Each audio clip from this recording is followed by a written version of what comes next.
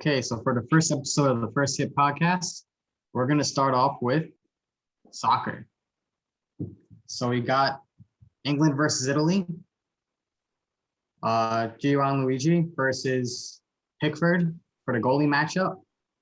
I'm a little surprised Pickford didn't show up at the end, but he was solid throughout. England took the loss there.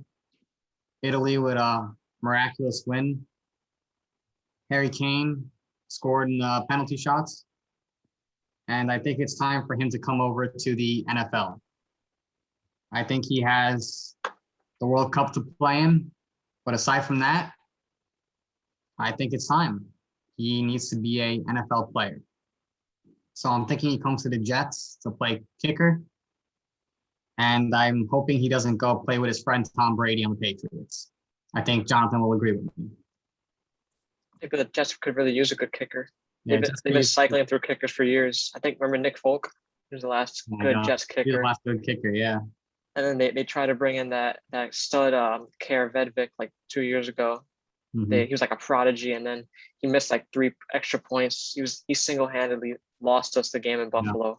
Yeah. Mm-hmm. They just need a kicker who's not going to be famous. Just get the job done. You don't have to be incredible. They just need a league average kicker. That's what the Jets need. And if Harry Kane, most soccer players struggle to adapt with the quick pace of being an NFL kicker because you only have a few seconds to get the ball off at most.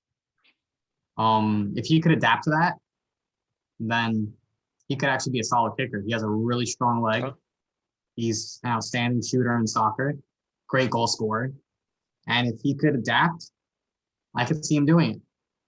All right, so now I'm going to quickly mention goaltending. I want to talk about Matt Turner. So he's a goalie for New England Revolution and the U.S. national team. He picked up a shutout yesterday against Haiti, and he's been playing solid. He probably is the best goalie in America right now. And 6'4", he started soccer late. He's solid.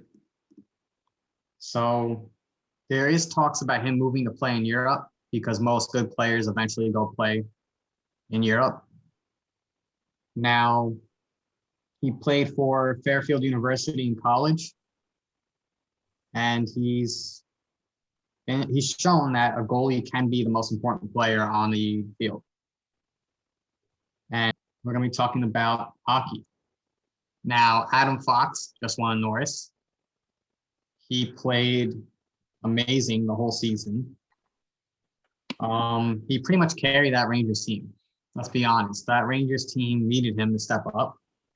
And with the loss of Trouba, Trouba has not played like what his contract says he's worth. And Adam Fox really showed up for them, putting up 47 points in 55 games. He played outstanding, let's be honest. He carried that offense. He played like a Norris Trophy winner.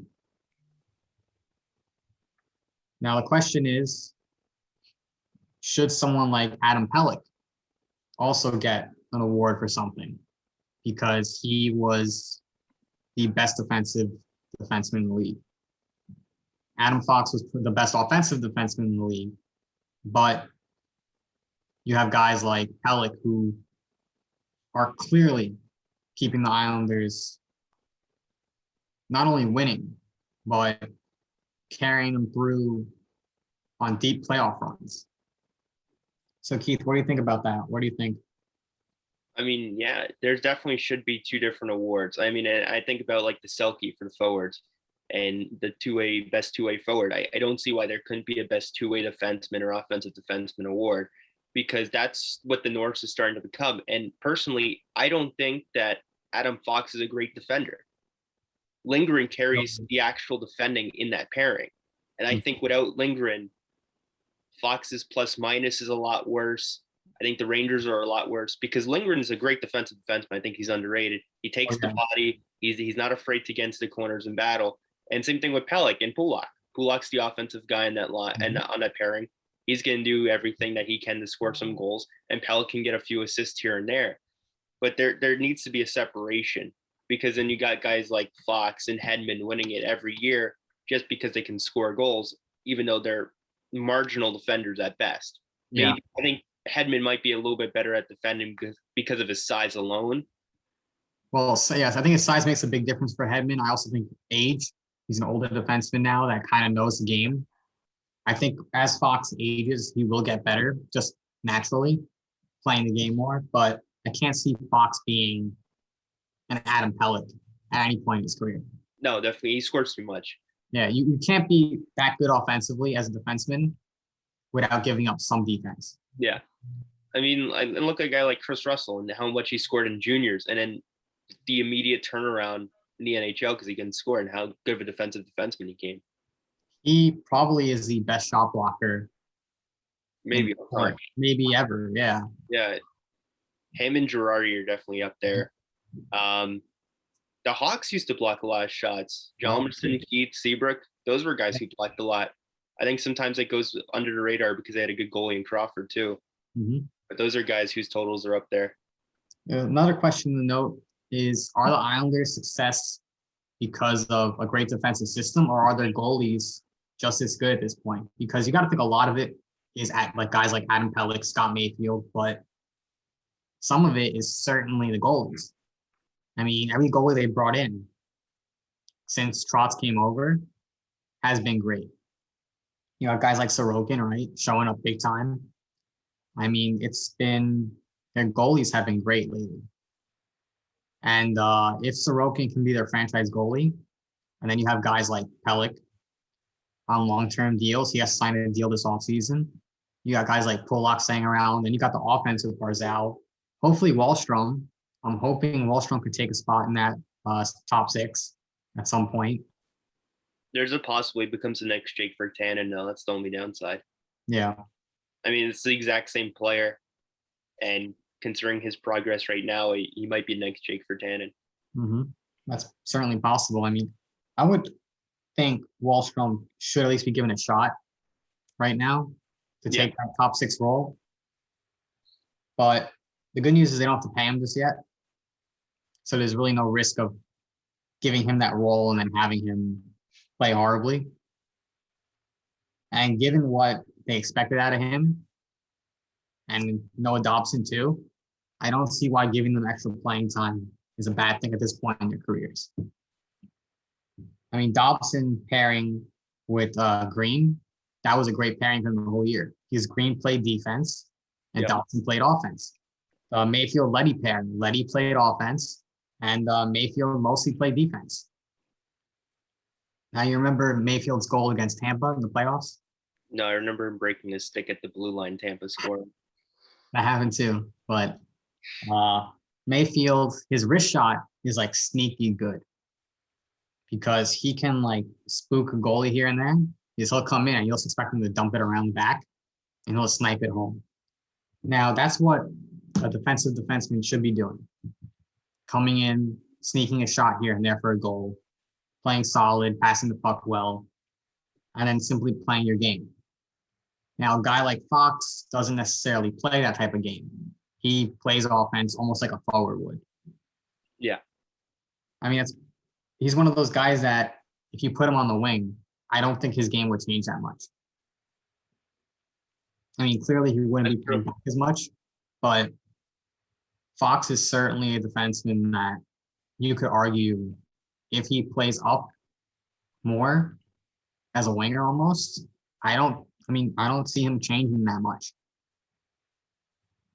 I think a guy like Adam Pelech is a complete opposite, and he's more of what the Rangers need right now. Well, yeah, because besides Brendan Smith and Lindgren, who else do they have that can actually play defense? And that was the problem all season because Trouba was an offensive defenseman, Miller was an offensive defenseman, and Fox was an offensive defenseman. Yeah. So too many guys playing offense or guys who just weren't skilled enough to fill in a good defensive role. I look at the Rangers and they certainly have to get a bit tougher. And they certainly have a lot of room to improve before they start making deep playoff runs. I would say their number one concern is the development of Lafreniere and Capo Caco. Yeah. That could be your number one concern as the Rangers. Their defense, I think, can improve. And if you teach guys right, it will improve. I mean, you can argue that Ryan Pollock has played much better defense since Trotz came over. And if someone could teach Fox to cut back the point totals a little bit, maybe just like Pellick did, not Pellick, but like Pulak. If Fox can take a look at Pulak and say, okay, I could cut back my offensive production a little bit, but I can play much better defense. I think Fox should consider doing that. Well, I also think the point totals is because he's playing in a much different system. Well, yeah, System is very that system heavily doesn't- defensive system compared to like a Capuano or Waite system, which Yeah. was giving up points to score a little extra here and there. Mhm. I think that's a big reason for it too. It's almost like a Carolina Hurricane system at times, but then Carolina filled in the defensive spots. That's the thing. Yeah. Carolina filled in those spots that are traditionally offensive guys with guys who can play defense. Now the Rangers, their third and fourth line haven't really showed up. So that's something to look at. I mean, moving forward, I think both teams are in decent position moving forward. The Islanders are in outstanding position moving forward, arguably for the next 5 years, and their window is almost starting for some of these guys too. I mean, Barzal's only 24. So I think that's it for this segment. But I just want to say one more thing about the Rangers. I think there's the other issue is James Dolan right now. Mhm. He was a very hands-off owner, unlike what he was doing with the Knicks. And the Rangers had some success during the time. I mean, they had Oh, a finals appearance. They're making the playoffs pretty regularly throughout A the lot of year. that was Lundqvist too. That too. But I think right now he's firing Quinn had to be done, I think. I don't think he was going to be the guy. But then you're firing the GM and you're firing the president, and he wants a win now mentality. He thinks they can compete, which they really can't. You can't not yet. Not yet, unless Lafreniere and Capo come out of nowhere and really show their true potential this season. It's not going to happen. And now I think what's going to happen is you're going to start rushing them. There's going to be quicker decisions being made, and what's going to wind up happening, you're going to rush Lafreniere, you're going to rush Capo, you're going to rush whoever else is in the minors now, and it's not going to work out. And when it doesn't work out, more people are going to get fired, more people are going to get traded, more people aren't going to get re-signed, and you're putting yourself right back into the start of a rebuild. If you have someone like Lafreniere and he doesn't develop, that's a career-ending decision for a GM. Yeah. If Well, that's not even because coach Murray too. wasn't the GM who drafted him. Yeah, even the GM that didn't draft him. I mean, you got guys like Garth Snow who drafted and got a ton of this Islanders roster. Yeah. And because it didn't work out for a year or two, that thing came around. And you could look at the Rangers and say they could be in a similar situation. If it doesn't work out and they don't develop guys properly, they could be in a very dangerous position moving forward. I'm going to talk about MMA. So before I go into McGregor, I want to talk about Sean O'Malley. He is currently 14-1, and I think it's time that he is the main card for a fight. He's flashy, he's efficient. He has one of the best heel kicks I've seen in a while, and he's probably one of the best pure strikers in the sport. His grappling's been improving, and I could argue that he's set up to take a few higher level bouts. He's a brown belt in jiu-jitsu, and he's also 1-0 as a boxer. So he certainly is building his resume. He's definitely improving over time, and I think it's time he looks to take a higher level fight. Now for the big event of the weekend, McGregor versus Poirier. That was a fight that obviously everyone was waiting for. A lot of people were rooting for McGregor. I think he is the most popular fighter in MMA history. That's solid to say. He's certainly the flashiest and certainly the guy who talks the most. Now, he hurt his ankle. That's how the fight ended. That is not how you wanted to see that fight end. You wanted to see it end in a knockout pretty much, because I could not see that fight going to decision. Obviously, you got guys like Jake Paul making fun of McGregor for that. This was not good on McGregor's resume, and I can't see McGregor taking any higher level fights for a little while. Jonathan, what do you think about this whole situation for him? Yeah, I feel like his reputation is probably a little bit damaged at this point. I think he needs to take some time off and consider what his next move for his career is going to be. I mean, he's the highest paid fighter in the sport. You know, do you think he considers retirement? I think that's a possibility. I mean, he's semi-retired multiple times already. Mm-hmm. He's pretty much walked out. I can't see him. I mean, his last 5 fights, he's 1-4, but against top fighters, like Yeah, the best to ever do it. You could argue that against Khabib, he never really had a shot, because I don't think anyone really had a shot against someone like Khabib. Against Poirier, the last 2 at least. I mean, those were, the second one yesterday was closer, but you got to argue that he really wasn't dominant in either fight.